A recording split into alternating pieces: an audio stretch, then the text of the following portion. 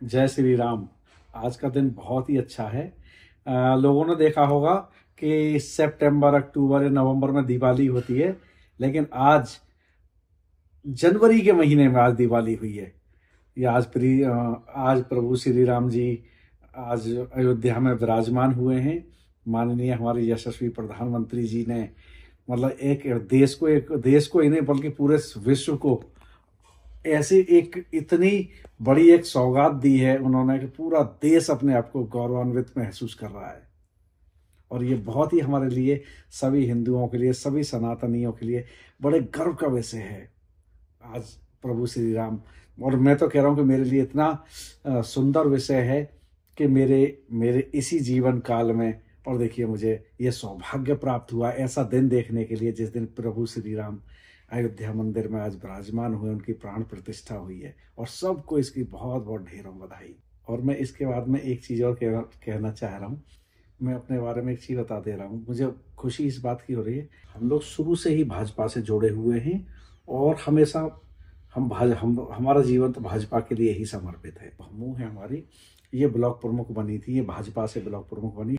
उसके बाद मेरा खुर्जा से टिकट के लिए मेरा हुआ था सन 2007 के विधानसभा चुनाव के लिए। लगभग फाइनल भी हो गया था। अंत समय में किसी वजह से फिर मुझे कहा गया कि कोई वजह थी कि बोले तुम अगली बार चुनाव लड़ लेना, इस बार किसी और को मौका देना चाह रहे हैं। उसके बाद में फिर मैंने चुनाव लड़ने का मन त्याग दिया और मैं आज भी संगठन से, आरएसएस से जुड़ा हुआ हूँ। जब भी कभी यहाँ के हमारे ज़िले में या बाहर जब भी कोई कार्यक्रम होते हैं मैं उसमें जाता हूँ और यथासंभव जो भी मुझसे बन पड़ता है, जो भी मैं मतलब खुद की मौजूदगी या आर्थिक जो भी होती हो, मैं वो हर संभव, देखो एक हिंदू होने के नाते, एक सनातनी होने के नाते, एक जो राष्ट्र भक्त जो राष्ट्र प्रेमी संगठन है, मैं उससे जुड़ा हुआ हूँ और उनके लिए यथासंभव हमेशा मैं तैयार भी रहता हूँ और उनके लिए बीच बीच में जो भी मुझसे बन पड़ता है वो मैं करता भी रहता हूँ।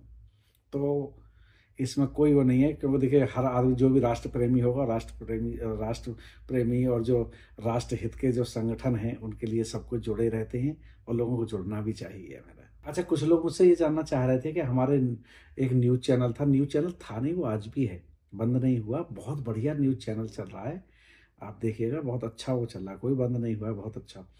और मैं पहले से ही पार्टी से, भाजपा में किसी का कभी कोई मैं ना कभी कोई जॉब की है, ना मैं किसी का कोई वो रहा हूँ, किसी पॉलिटिकल आदमी का कुछ रहा हूँ, ना मैं किसी के साथ वैसे रहा हूँ कि मैं किसी भी चीज़ के लिए किसी को पोस्ट पर नहीं हूँ। हाँ, स्वतंत्र रूप से मैंने भाजपा से जुड़ा रहा हूँ और आज भी जुड़ा हुआ हूँ।